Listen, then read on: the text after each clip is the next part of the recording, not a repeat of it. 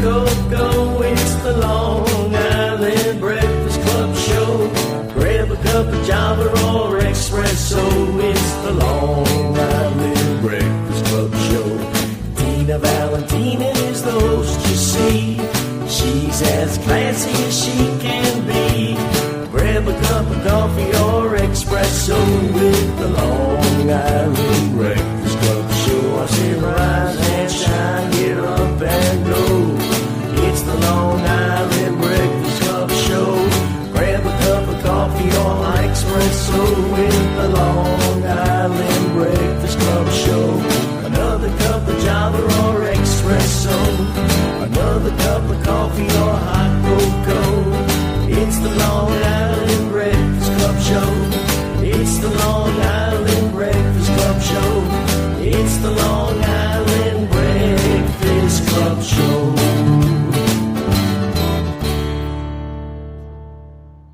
Good afternoon, everybody. It is Thursday, my favorite day of the week. I have not been around for 3 weeks. If you think I'm crying, I'm not, but I have watery eyes. I've had a bad 3 weeks, but getting better 1 week at a time. So today I have two very, very wonderful business people here. I have Ilene Corina. Thank you for coming. Patient safety consultant and advocate at the Pulse Center. And she teaches patient safety, education, and advocacy. And when you attend her classes and all the things she has coming up, you will be credentialed. Does that say that right? Well, we do give a certificate, yes. Yes, so credentials mean a lot. And when you're over 50 at your age and you're looking to do something once in a while, if you get credentialed, you can wind up helping a family for their, older mother, father, sister, brother who can't do it themselves. So I don't know if I explained it right, but close enough. She's going to be talking about it. And I also have this lovely, beautiful Dana Connelly. Hello. Who has a very handsome son. He just graduated from Glen Cove High School, and he's going to St. John's. And she, for 25 years, has been a therapist. Yes, I've worked with children with autistic spectrum disorders for it's almost over 25 years. And I've written articles, and I've helped so many families get through a very difficult diagnosis when a child is diagnosed so early. Yes. Especially to a new parent, it could be devastating.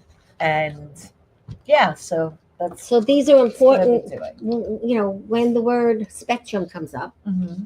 What are we talking about? A lot of different things, right? Yeah, I mean, there are kids that I've worked with that were classified as nonverbal, and then I started teaching them via Dr. Vincent Carbone's methods of MAND training, how to get them to approximate and then form the words. And now I get calls and Christmas cards from their parents saying the kid will not shut up. And I'm like, great. See, you thought they were going to be nonverbal. Right. Nope, not on my watch. Well, I think what you do is great. We're going to be Thank talking you. about a lot of things today. But Yes. The first thing we do on the show is we salute. Okay? Congratulations to both of you for the great work you do. Thank you very much. Thank you to Bobby, the owner of this great studio. What do you think of the studio? Isn't it I love it. gorgeous? It's beautiful. Lots of rooms here. You can have different things. Bobby's a great person, and he works with our clients top of the line. Do we get discounts on t-shirts? You'll have to ask him that. I don't know. They have a little room next door that you could buy all kinds of beautiful bracelets, Christian things, crystals, Mhm. candles. I mean, shirts, hats, everything. So we're happy to be here. Now we both got a little polka dot box here. Everybody on the show gets a loaf of Italian bread.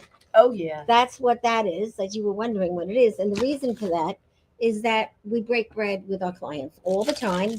And today you're getting breadsticks too. Ooh. So you have a snack on the way home, and then you also have M&Ms. So, you get to eat on the way home or eat here. But everybody always eats.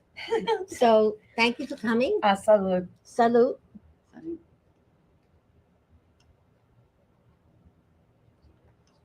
The next thing that we do on the show is it is a special day today because it is the last day of July. Do you know what today is? July 31st. No, it's National Cherry Pie Day. I did not get that memo. So go home, You buy a get cherry cherry pie? pie. You get us a cherry pie? No, I got you bread because I'm Okay. Italian. And sometimes I do that. When we have National Ice Cream Day, I do get ice cream because that's my favorite. But go home and get a piece of cherry pie, bring it home, eat it with your dog, your husband, your lover, or somebody. And you'll feel good about it. Do you Eat it like with cherry I pie? love Netflix. cherry pie. I do. Eat it with Hulu. Yes. You Hulu. get that cherry pie. Cherry pie. I don't like it, to be honest with you. It depends. Mm. It's got to be like, has that sour tanginess, Right. and I then like the the crust. Yeah. So today I want to talk about one restaurant anchored down dockside on the water. And it is a beautiful restaurant. You'll get delicious seafood. Jenny is the owner. If you go into dockside by the water, you tell her Valentina sent you. You will have the most delicious fish going. On the weekends, she has the outdoor part, and it's just a great place to go. Do they have a band? They have music from time to time. Most of the restaurants that we do sponsor us have a lot of entertainment. That's nice. And if you want to entertain at a restaurant, they come to me to who they should put in the restaurant. So if you have a gig, you let me know. Okay. We pass your word around. Do you have a gig? I don't have one personally, but I know some that are great. Okay, so that's good. And that's what we do here. We just all talk and things happen. So I know you, I think, since I know David Gusson, Probably. which is about 20 years. No. No? I haven't been around that long. Oh, come on. It's been a while. I It's have, been a while. David is over 18 years Yeah, to me. David is now celebrating his 18th year. Oh, so there you go. 6 ads. Right. And a great group of people, and Yeah. everyone's getting very close in that group. It's really Yes, nice group. it's very nice. Well, David Gusson is a positively motivational man. Mhm. When I lost my job, I never did anything like this. And he taught me how to do this. He taught me how to network, how to be a queen bee, Mhm. and all this stuff, and meet all these great people. And then in between, you must have come in after that. Yes. And that's how I met this lovely lady. And how I met this lovely lady is we both go to the same Physical therapy, therapist. okay? And she's so sparkling and so sweet. And we started yapping, and there you go. I found Yeah, out I that- think the first thing I said to you is, "What are you in for?" Like it was such, like, because of just being and waiting in a that therapist's whole thing, it office. sucks. Yeah. You're just like, And she's sitting there like this, and I'm I sitting was there, in my so hands much on my knees pain. and my back, and you know, like my arm is dangling like a dead fish as I walk to the back of the room, yeah, and she's like struggling to stand get up. to the back. And I'm room. like, "You want to race? Come on!" So it was so nice to go. meet her, and she's practically my neighbor. Yeah, we live very close to one another. Yeah. So we're gonna have a nice show today. So let's talk about Pulse. You explain it better than me. Basically, senior citizens need the people that get credentialed, correct? Well, we don't really stress credentialing or the certificate or the official training, because most people will be a patient advocate for their loved ones, and that's our focus, is to help people get out of the healthcare system alive, if that's what they're meant to do. Patient safety is our issue, and our focus is on safe patient care. We're going to be going on our 30th year next year. It's unbelievable. Wow. Congratulations. A volunteer organization, and as much as COVID did a lot of damage, we grew because everything became Zoom. And Right. there's advocates across the country, thousands of advocates now that are credentialed. I'm board certified as a patient advocate, and we work with the difference of what we do and what other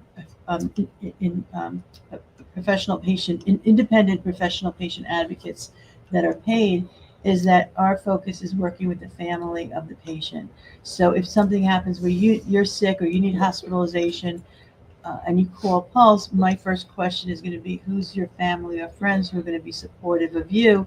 And then we encourage them to join the team to be your advocate? It's a very And that's our important focus. question. It is. It's because how are they going to make any kind of progress or have any kind of comfort without the support of a team? And that team involves family members. Right. And sometimes family members are not who you think they are, And they don't get along. and sometimes they are, correct? Right. It Mhm. depends who the patient wants on their team. And if they don't have someone, then sometimes we can help them find somebody who's on the outside. But if they come through Pulse, we ask them to volunteer a few hours, even if they're professionals, because they have a right to make a living, the professional patient advocates. And but we ask for volunteers, and we have a great group of consultants that we go to, doctors and nurses who we work very closely with. And the work that we do has come from really the leadership in healthcare that talk to each other about medical errors and patient safety. They're not talking to the community. So our focus is educating the public on what the healthcare system and professionals already know about how errors happen. And then we could work with the patient and their family members to make sure that their care goes well. Well, like an example of, I don't know if this is true, but I've been told when you're really that sick and have so many doctor bills, okay, and they keep hassling you from the hospital. Is it true you don't have to pay that bill? That there's a department? I'm not going to go there. No, But there is support for people who have a lot of doctor bills. There's actually advocates. That's all they do, and they work closely with people who that their job is to help the patient get through the mounds of bills. But because that's not necessarily a safety issue, although it is an obstacle, right? It is an obstacle for somebody getting quality care. Because they may not go to the doctor, they may avoid their care because of the payments that they're afraid well, of. a lot of people do that, and also the cost. Right. And if people are on Medicare and not Medicaid, they're at a loss if they don't have a secondary insurance. Correct? It could be. Medicaid, you don't have to pay a penny. Right. But that's why there's experts with that do this and that can answer the questions and that can help the patients through that. So my focus is not necessarily, again, the billing, although we have people that we work very closely with. So I wouldn't try to overstep my expertise, I'll call it. But my work is really in communication and relationship building and substandard care that might happen because of the relationship between the patient and the providers. Wow. So, like, when a patient calls you, you have to give them like an intake interview, basically in person or on the phone? No, everything's on the phone now. I rarely meet people in person. I mean, my full-time job now, I'm actually a caregiver the last few years to my brother who has numerous disabilities and medical conditions. And I took over his care when I realized he's all over the place with his medical care treatment. And I knew that I needed to be part of this. So my full-time job now my pay job is working with him, which is completely educational, like I never thought, because now I'm in the middle, right? I'm experiencing what I've been telling people to do for years. And although I've been encouraging people to be an advocate, and I do advocacy work for the last 15 years at the bedside. When somebody would call years ago, I would stop everything, go to the hospital, whether it's across country or wherever it had to be, to see what happens and see what works. And that's where the training came from, is actually doing this work. And that's where my book comes in, is on that, part of that training. But the idea now is that we get people to work closely in as patient advocates for each other, help each other out, and get through the healthcare system. So I love the book. It's Rants of a Patient Safety Advocate. And is this only by you, this book? This is my book. It's from my blog. I have a blog online on my personal website. Is a link to my blog since I think 2010 I started the blog. Trying to keep track of some of the experiences. That's a great idea. And then David Halperin, who edited, pulled the stories that he liked the best from there, and we made a book out of it. And it's actually the second edition. The first edition had less stories, and now this is.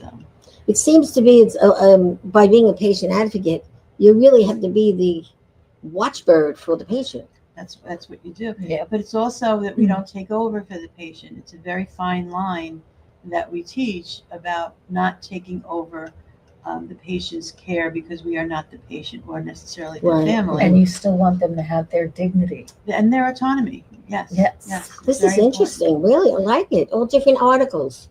This is very good for anyone over 50 to read this book. It's anybody, Anyone, any age. especially in the system. Our, of- our Yeah. training Medical. starts with middle school on preparing to be a patient. We go into the 12th graders who are graduating. They're not prepared to become a patient. They don't have their healthcare proxy form.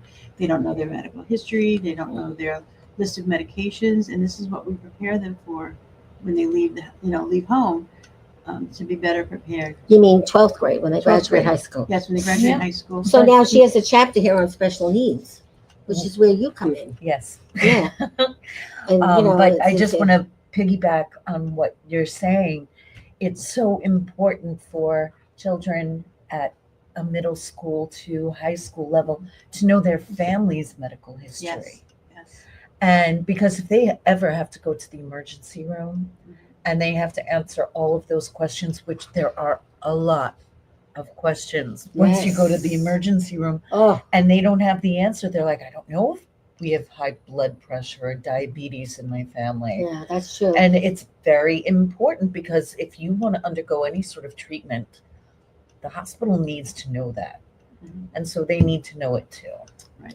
Well, plus the fact, like, I've been in the hospital twice in the past 2 years, and I know I need a list of my medications. But the first time I went, I was in so much pain, I didn't bring them. And they go, "So what are you on?" Like, I can't remember, Oh, I forgot that one. And that's really an bad. important one. And I'm an adult, so I could see that. And that's ev- why mistakes happen, and interactions with medication. You could be having an interaction, and if you don't know what your medications you're on. So these are the things that we try to make life easier for the healthcare providers by preparing the patient to I enter think the that's healthcare great. system. All right, now the take charge. What is that? It's just a logo or what? No, that's the Take Charge campaign. Is 5 steps for safer healthcare. It started about we actually work with Hofstra public health students during COVID, and they developed the Take Charge campaign. And the 5 steps, we have ambassadors around the country who are teaching this, and it's the 5 steps. It's first and every month starting in March, which is Patient Safety Awareness Week. Starting in April, we follow the 5 steps each month. So understand your complete your advanced directives, keep a record of your medical history and medications, prepare for your doctor visits, prevent infections, ask caregivers to wash their hands, and use an advocate, be an advocate for others. So in July, we're now doing step 4, prevent infections and ask caregivers to wash their hands. And it's just a basic 5 steps that anyone can do and that we encourage people to do to be better prepared as a patient. I don't know if it was you that told me this, but somebody told me when they went to the dentist and he came back in after getting a phone call, she asked him, "Did you wash your hands?" Oh, I hope so. No, but It did could have you been tell me. me I do it all that the time. story? Maybe. She walks around with licorice. Oh, that's right. Yeah, my Twizzlers. a Yeah, big my bag of Twizzlers. licorice. And what do you say? I just say, well, because they always say I washed already, and if I didn't see them, I'll say, "Would you do it again for a Twizzler?" And they always say yes. So it's just breaking. And do people the tension. usually laugh to it, or do They people laugh get and pissed? they're not. Take the Twizzler and wash their hands. Well, how do we feel about washing your hands and using hand sanitizer? Well, hand sanitizer does not kill all germs. Exactly. It's the hand washing that we're trying to. But if we want to be realistic, if somebody uses hand sanitizer, it's acceptable before putting the gloves on, because if they say I'm putting gloves on and they've already contaminated the gloves. In a doctor's office, I wash down everything in the doctor's office, and actually they remember me from time to time that I'm the one who came and washed down. You sit on the paper, but on the sides, you wash it down. We had a clean wipe campaign in doctor's offices to see how dirty the waiting room is. Who did that? I was doing it. Did you use a black light? Like what? No, I didn't have to. It was right there. It was filthy. Well, sometimes, like It's it's like these filthy. fast food restaurants, they'll make you really cringe. I tell you, one restaurant that has clean bathrooms is Dunkin' Donuts, because it's the old Which ladies, location? West There's one Hempstead. on every corner. Well, when I lived in West Hempstead, they were doing my bathroom over, and I had no bathroom.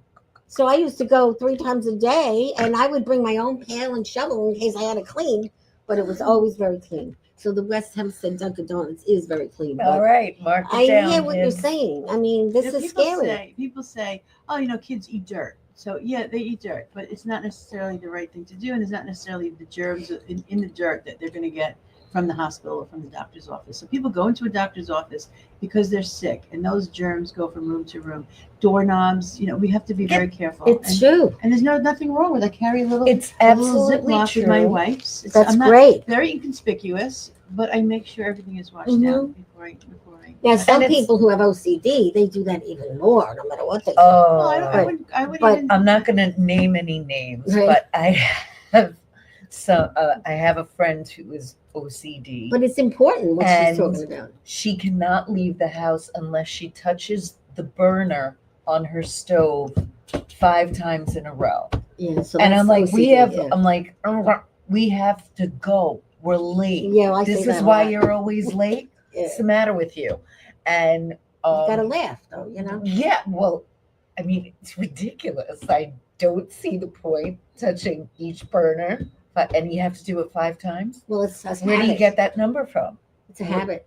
But when it comes to sanitizing a medical environment or, a home care environment, there are so many missteps that people seem to take. And, from not covering your cough to Yep. not sneezing into your elbow. But here's one of the things that I recommended to the families that I worked with. When your kid comes home from daycare, they are a petri dish. Take their clothing off. That was their school clothing. Give them clothing that they can play in outside or around the house. And make sure they shower Yeah. that night. Wash the germs off of them, because just doing this with your hands, it's not enough. Mhm. And not for nothing, kids especially, some adults too, they shove their fingers up their nose. They're picking something out of their teeth, and then what are they doing? Wiping it on their Well, it's sleeve. very true. I mean, even babies, they're Yes. touching all that stuff. and so it's like, change the clothing, whether it's an adult or a child.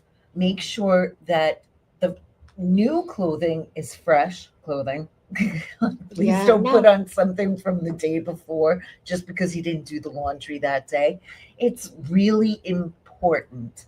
But are we going to create a completely germ-free No, world? it's not gonna No, happen. it's not possible. And there is something to be said about having the immunity to the germs that we're exposed to. Now, for somebody whose immune system is compromised, that's a completely Yeah, different that's story. what I have. I catch everything everybody else does. It's terrible when you have an immune system that's compromised. I'm not sick now, but I'm not sick now. I could be either. next to someone and they have a sneeze and I have the sneeze. Well, Our what you focus- do is great, but I mean, what about like the hospitalization kind of thing, where you have an old woman that one doesn't want to go to the hospital. Her daughter tries to talk to you for help. How do you help? Well, our focus again is safety. So the question is always, after somebody tells me their long story about their parent doesn't want to go to the hospital and they're sick, it has to be, well, how am I going to help you? What do you need from me or from Right. Pulse that we can help? We are not there to drag somebody to the hospital, Right. to get them to the hospital, but we can open up the dialogue of tell me what's on your mind, and it might be private from the daughter. So a lot of adult children think that they can be helpful to their parents by going in. I've heard many people say, I'm not letting my mother or father go into the doctor and speak without me.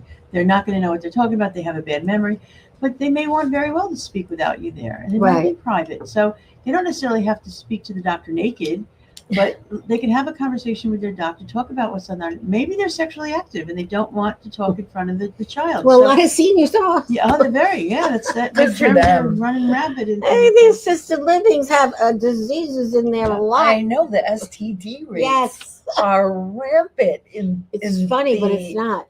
the elderly community. It's true. It's not funny. No, but you have to laugh a little bit. Yes. But and so basically you're saying is, do you get called to you need to make it safe in the house? Do you Well, do we that? don't really focus on safety in the home other than falls, medication Right. safety. It's a very serious problem. Medication safety. Preparing for the hospital might be preparing your medications at home, Right. knowing what medications you're taking, listing your medications, preparing the questions. We could prepare a month ahead the questions we're going to have for the doctor, that the appointment is Right. in December, but I want to talk about this. let's make a note of what we're going to talk about in December. So it's preparing at home. And so each when you client go- has a folder, or you keep all this, Oh, or I don't no? have clients. We don't have clients at home. So it's not a client, we're right? short term. No, we're very short term. It's really advice and going, telling them what. And Supporting how- them through. Mhm. When I did do clients years ago, and I did have clients, yes, the goal is to grab a marble notebook and start writing information and keeping a list of information and what are their thoughts and wishes and expectations and Right. what what did they say that the doctor said. So you write all that down and keeping that list. And that's what a family member could do. When mom comes home from the doctor and says, I can't believe the doctor said I have such and such and I have to go do this and now do the medication. Grab a book and start writing. Yeah. Because they're not going to remember that, whether they're elderly or not. It's not about age. But at No. least they can pass it along to a medical professional Mhm. when the situation arises. And it's something that can go in their go bag, per Right. se. Like, the change of clothes, change of underwear, socks, communication notebook. Get it in there so that way if they do have to go somewhere, they just slap the bag on or somebody takes it from the closet. Yeah. And then the information is there, and it's so important for the medical professionals who have probably never met this person before. Right. So how are they supposed to make any of these guesses Right. about, oh, well, what's your medical history? Here you go. Open my bag. They could do that. Yeah. What about recommendations? Do you make recommendations on which a doctor or hospital or assisted living? Or No, no. sometimes we'll share how to find that You give a information. list or something, Yeah, right. well, the truth is on Facebook, you all these groups that you can say, help me find a doctor. And someone will help you. ENT, or- Yeah. there's all these recommendations. But the one thing I do recommend now, I suggest, I can't even recommend, is to use clinicians in the same system because of the portals. You mean like the group? The group, right? Because the family members using one from this group and one from this group, and then every time you go to the doctor, you have to print everything out. So using doctors from the same group is very helpful to make sure they're all talking to each other. But a lot of people don't use the portals because they don't know how. That's true. So then they should have an advocate that helps. Right. Exactly. That's gives you an Well, idea. And then not everything's right in there, and not everything's in there. No, So but it's to have in our someone that notes. can understand. But Right. also going through channels like ZocDoc or something like that to find a clinician that can cater to what your medical needs And you are. could call now your It's- doctor and say, it's "Can I get a very- copy of the notes?" It's very really? frustrating though, because Oh, yeah. sometimes you get somebody and they're like, oh, we don't take your insurance. And Yes. it's frustrating when, and I'm so glad you're an advocate for this, but I don't know how much you actually get involved in finding the appropriate provider for a person, whether it's close to their home, is it within their network, and it's frustrating for people who are giving the same information over and over and over again to different professionals, just hoping to get help. Help is exhausting. It's very difficult. Yeah. It's true. I mean, if I didn't have I'm lucky my I daughter, found our physical therapist. I'm lucky to have a daughter and sisters, and I have a brain. But when my mother was alive, she had no clue how to do anything. But she was lucky she had daughters. Mhm. And that's the missing link that I feel is going on right now in the county, because you could call Social Security, you could Mhm. call aging, the Office of the Aging, you could call all this, and all you do is get a You're message. on hold. Yeah, Do-do-do. and there's nothing we could do about that. Right. Well, that's why we're hoping people will find out about us. We'll get people who are looking for work, and sometimes it's just a matter of a couple of hours to help somebody. Your mom, if you weren't available to help your mom, and she needed somebody, she hopefully someday will be in a position where they can call and say, we'll match them up. And we've used people who have taken over, and they become long-term patient advocates for people. that Which we is great. trained. Yeah. So when somebody is an advocate for you and they have to volunteer, what do they have to do? Well, they're not volunteering for Pulse. They have to be independent. Right. We do have malpractice insurance, not that we need it because we're not doing anything that would cause that.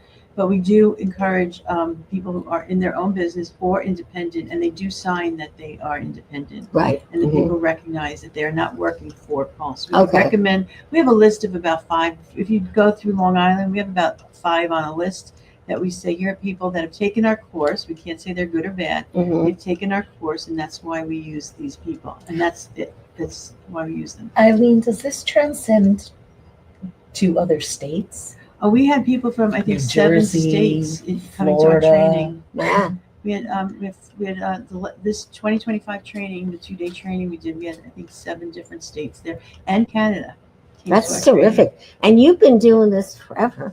Well, our advocacy training started in 2006, and that has built up. And now we're doing it each year, to 1 or 2 days, because it's only 2 days because we bring in professionals from around the country that Right. speak. But yeah, I've been doing this for 30 years. And Orange, didn't you just a year or two ago make it a national something day? Of Patient Safety Yes. Awareness Week. Yes. Patient Safety Awareness Week is the second week of March. Okay. My son, that's when my son died over 30 years Oh, ago. I'm so So- sorry. So This mission that you have, you started after his son after my passed? son died, yes, from a tonsillectomy. He bled to death from a tonsillectomy. Oh my goodness. And that's what How old was he? if he you was don't young. mind? He was just 3. Almost 3. Wow, that had to be some But the idea is effect on you. Yeah, well, the idea was that nobody ever asked me what I could have done different, or what could have been done different, and that's what Pulse comes in. Is we wanted people to learn, and when we found out, or I found out, that so many people had bad experiences, and medical errors were a leading cause of death in the country, and people weren't talking about them. Unbelievable. We needed to learn what was going wrong. And tonight I have a meeting on diagnostic errors. I'm working with a research group. Every Thursday we're doing research.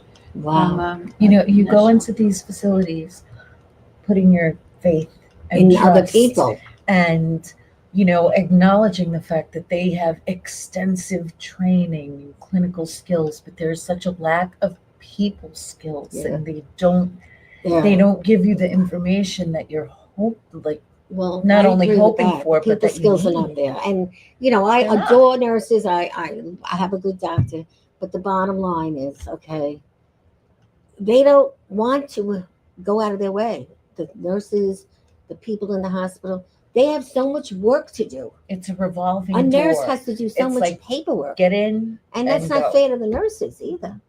But again, things have happened to me too. Just as prescription or trying to get in touch with the doctor in an emergency, you have to go to 17 different phone messages on, just like when you're going on vacation, where you can't get to anybody or a hotel. So my belief is that our health system is in trouble. Oh, it is in trouble, and that's why we're working very hard to make us more accountable, the patient more accountable. We compare it to, you get in the airplane and they tell you to buckle up and all the safety They things go to do off, before, right. Yeah, before you take off. You go in the hospital, nobody's telling you what to do to prepare. Right. So that's, imagine driving and only half the people on the road knew the rules of the road. Then we'd all be cracking up our cars. So when we go in the hospital, we don't know what's done to keep us safe, that they're supposed to ask us our birthday and name every time they see us. So they're supposed to check the medication every time. If we don't know that they're supposed to be doing this, we'll slip through the cracks. Exactly, We just need to know definitely. this. And So- they're wasting time with all of the same questions over and Oh, over repeat. again. Well, What is your date of birth? What is Oh, it every? well, they What's do your that. first and They last do that name? How do you because- not They have know to. that? They have to. They do How do you that not because, know that? well, it's not a matter of knowing It should or be in the not. chart.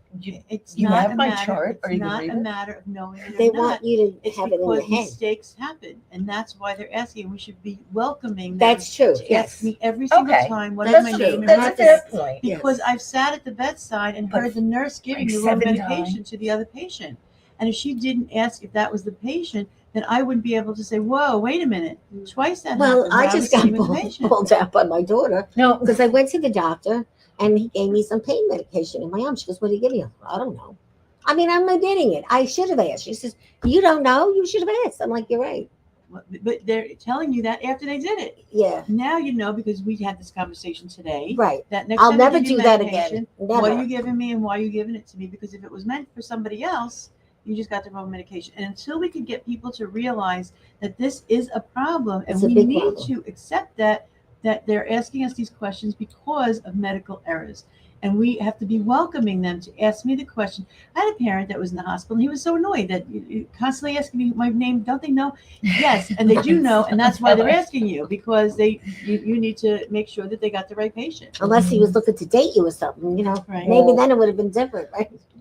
So now, when it comes to this and the work that you do with the autism spectrum, it's even more difficult, right? Well, For them. I wouldn't say it's more or less difficult. It's just different. And, I'll start off by saying there is no hood like the parenthood because it is I like more, that. thank you, it is more difficult on the parents to get their children the help that they need. Now, it's interesting because if your child has allergies or asthma or, something like leukemia, you are on the phone. You are getting them the help that they need and making sure that they have those appointments booked. But when your child is expressing educational difficulties, Right. cognitive Learning. difficulties, Right. that you just want to wait until they're a little bit older. Yes. Well, you know what? It's not an effective plan because the whole basis of early intervention is that the earlier you get in there, the better. Right. And it could not be more true. But it is very difficult, especially if the parents, it's their first child. Yeah, and they're in denial. And they are in denial. And then they have a whole slew of family members around them that are like, oh, you didn't talk until you were 4. He's gonna be fine. What about the school system? Sometimes they're not that helpful. No, sometimes they're not. And that has it's not to do with autism specifically. Sometimes the school system is just not helpful at all. On a regular basis, yeah. But when it comes to getting a child the help that they deserve, getting them the proper evaluations, going through the appropriate channels through your Department of Education and parents, it's free. You don't have to pay for it. Yeah. It's something that your child is entitled to. At what age? When do they start? 3 now? Well, no, early intervention starts at birth. Really? Yes.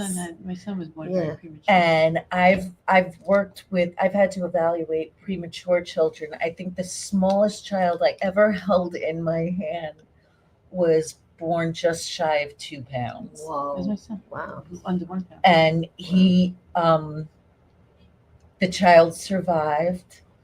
But, I've been asked so many times, how do you evaluate a baby, not only that premature, but, a baby? Like, what are you looking for? Yeah, really. We're looking for them to track. Right. We're looking for them to listen on both sides. We're looking for them to move their limbs. And that's how you evaluate an infant. But those evaluations continue throughout a child's evaluation process.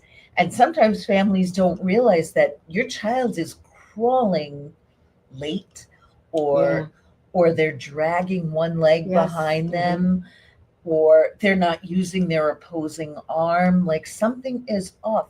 Do something about it. Yeah, but sometimes a good friend will try and tell you that. And the parent goes berserk. Oh, that's a whole different other story, Valentina. Pick up on that too. Yeah. It is very It's a difficult touchy subject. It is because, my son and I had a large group of friends and, moms and children and dads and children and all of that.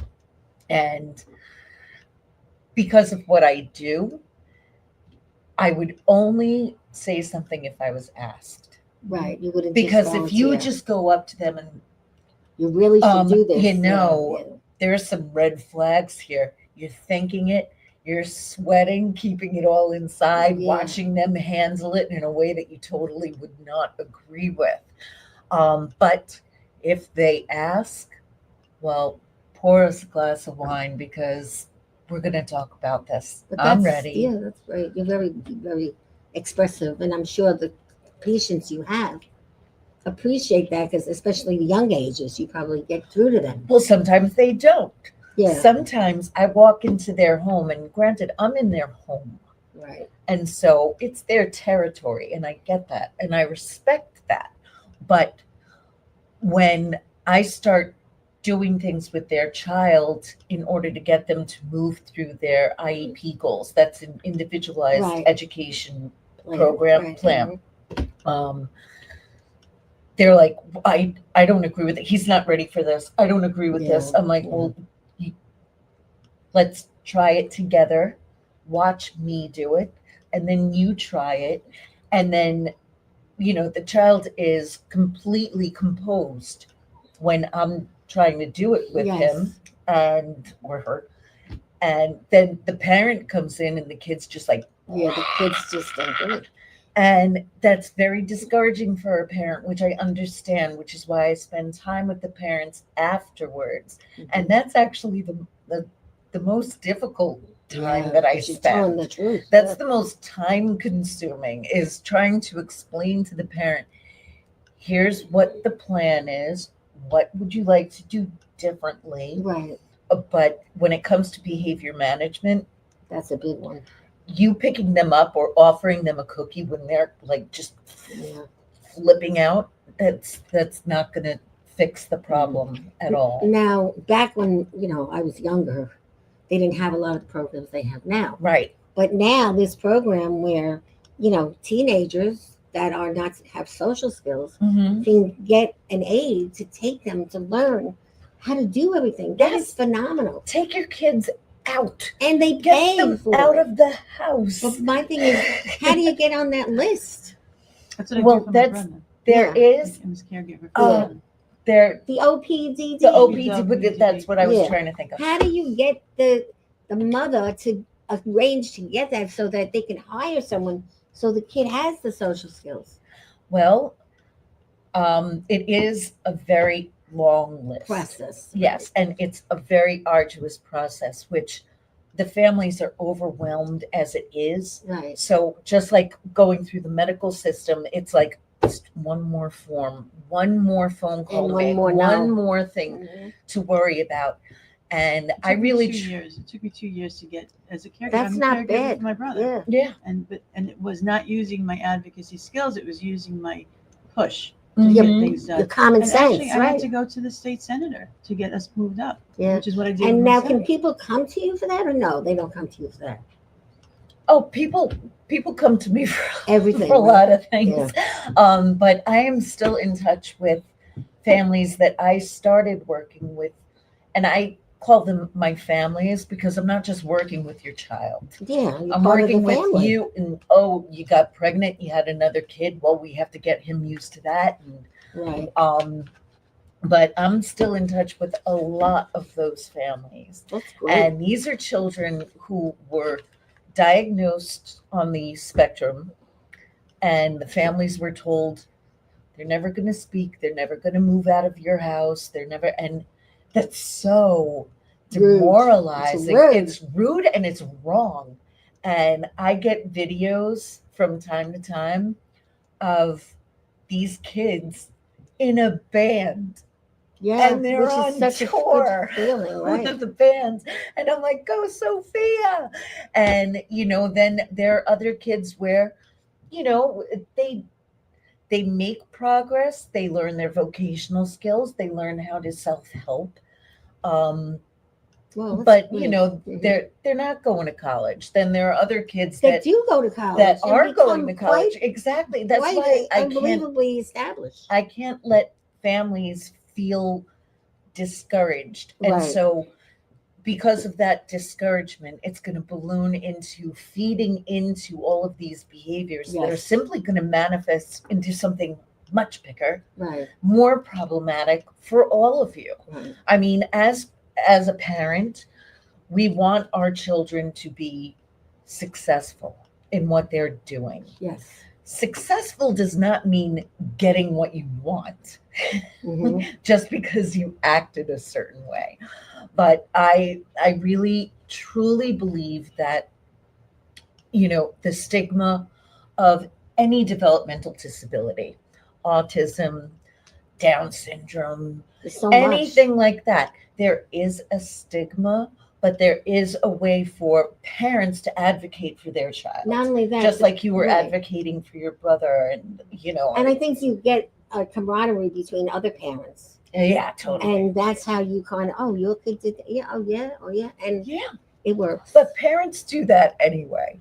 Yes. Not for nothing, but there's No, that's playground chat, And they're like, well, my little boy, he's reading an entire book right now. We're And doing the summer series for Pulse. We do a lot of online Mhm. Zoom programs, 3 a month, and we're taking a hiatus from that over the summer. But we're doing every Monday The Pit. Have you seen the show The Pit? It's No. on Peacock, I think, and it's I don't have it's an Peacock. emergency room story. It's an amazing story, and one of the scenes, not one of the scenes, but it's every hour. Every episode is 1 hour in the emergency room. That's something. And one of the shows is Is very it realistic. live? No. Oh, I thought it was No, like no, a reality. no, it's not a reality show, but it's based on reality. And the doctors that were with us when we talked about it, because we're doing like a book discussion on the show every Monday, they said it's very realistic. And one of the episodes is an autistic person and how one of the doctors, resident doctor, is able to treat that patient. That's great. And we have on our website a whole study we did with children who are autistic and treating them in the doctor's office in the hospital. How that's That's it. done. Remember that, guys. Watch The Pit. And they come what's- on Monday nights. Yeah. Well, it's something that I do during my sessions is I always ask the family, I'm like, when's his next doctor's appointment? When's the next dentist or first dentist appointment? And as part of my one-to-one therapy with them, I will bring materials with me from a doctor's office or the doctor's kit. And, Right. like we practice so it doesn't all seem so foreign to the child. It's like, I'm going to check your Great. ears. I'm going to check your eyes. Mm. I'm going to check your nose. Oh, that's your nose. That's right. Did you just say nose? He said nose. That's good. Well, listen, we have some slides. Oh, cool. We have some slides that we need to show. We have some information on the garage sale. What is it called? It's a yard sale at The yard sale. South Nassau Unitarian Universalist Congregation. And it's bring your items. You can plan ahead to rent a table or bring your own table. It's only $25. And So if you don't bring your own table, then it's $45 if you want to rent our table. right? By August 10th, we're closing that out, trying to close it out by August 10th. It's a brand new room. It's indoor, outdoor. It should be great. And we have speakers throughout the day. We have Medicare speaker. We have somebody on estate planning speaking. So that should be great. And that's September 6th, Saturday, September 6th. And do we have all something day. else? And we have our comedy show. Pulse is doing our comedy What? show. Yes, Comedy for a Cause. It's going to be so much fun. Every September year we do that. 14th, we're going. It's a lot of fun. You'll be there. I'll Right? see you We'll there. meet you in person. That'll be great. That's always a lot of fun, and it's our fundraiser. We need funds to do our programming, and we hope you'll come to that. And then, of course, the Pit. We're doing the Pit on Monday nights. We're having our discussion group, and we'll send you That's that too. online or you go It's on somewhere? Zoom. It's Okay. on Zoom. We have advocates from around the country who are coming on that. So now, how do people reach you? What's your website? Pulse Center for PatientSafety.org. Spelled out. Pulse Center for FOR PatientSafety.org. And you can always call me. I'm always around, and she's always talking to me. And how do you want people to call you? This is an interesting conversation. And I think people with younger children, I see you have that dramatic, very good way with probably Energy. Thank you. energy with younger kids. But I'm sure you do all ages, right? Yes. Right. And let's face it, ABA therapy, applied behavior analysis, it's not just for the autistic population. I use it with my mother. Yeah. I used it with my dog, God rest her soul. But no, the best way for people to get in touch with me would be via email at Okay. danajconnelly@aol.com. And I understand that you act, you dance, and you sing. So Don't what are do you gonna this to me. What are you gonna sing for us? Because we're almost at the end. We got 4 minutes. Oh, man. Sing something. Something Okay. you love. All right. My son calls this the princess song. Okay. Nobody look at me. I love it. A Oh, that's good. dream is a wish your heart makes when you're fast asleep. In dreams you will lose your heartache. Whatever you wish for, you keep. Have faith in your dreams, then someday your rainbow will come smiling through. No matter how your heart is beating, if you keep on believing, the dreams that you wish will come true. I'm gonna die. Wow. That's very That was sweet beautiful. voice. Yeah. We might have to hire you for one of our little events. That was so soft and sweet. Thank you. Very, very nice. It's the princess song. So listen, Hi, guys. Mason. Yes, that's for Mason. Yes. Okay. It's We from also have Cinderella. okay. Eddie Sessa.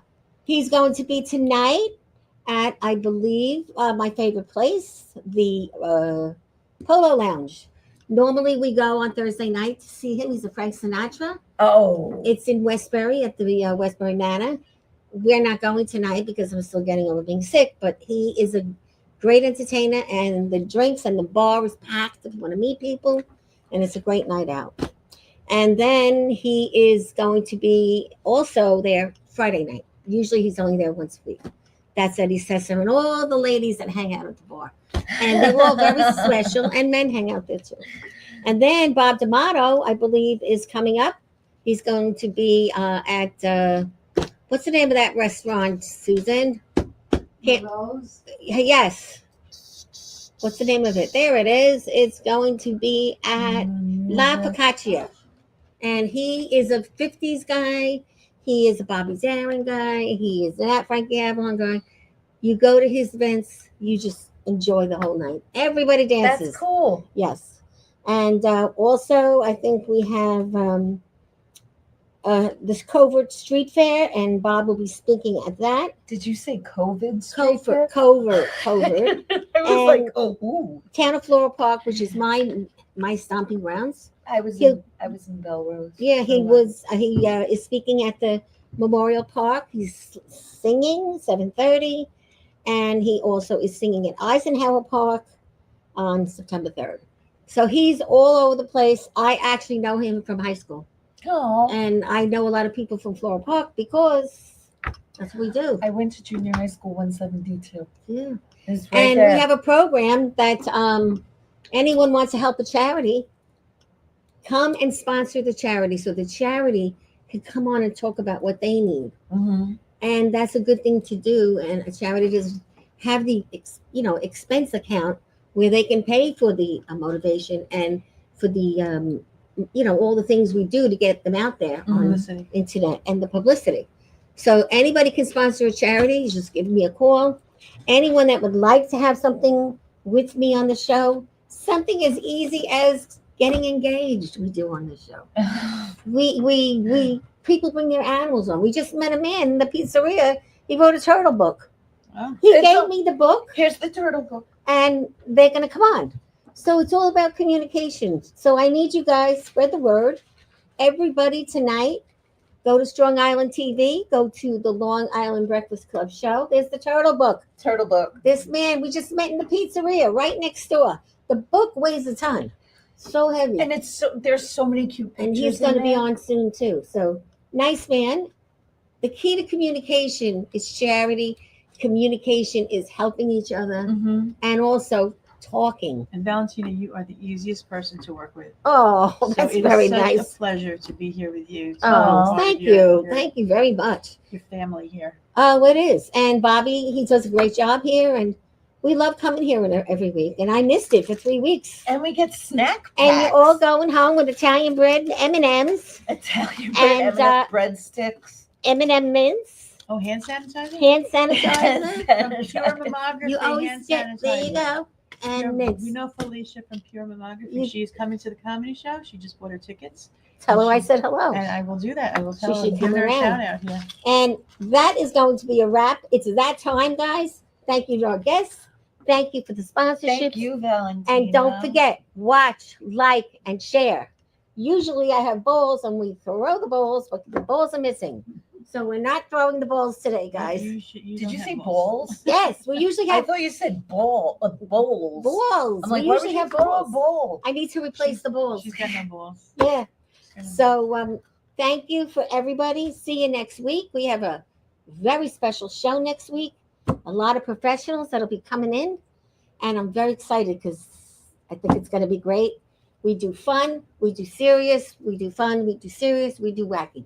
Whatever you want to do, you could do on my show. She points to you with wacky. So Thanks nice. for pointing that out. You guys, thank you, Susan, for making the table so pretty. The week we weren't here, the 3 weeks, it was blank, and the men took over, but the men did a great job. The Jerry Ferretti, thank you for doing the show for me when I couldn't move. So I hope I'll be here next. And that is a wrap, guys. This was so much fun. Thank you.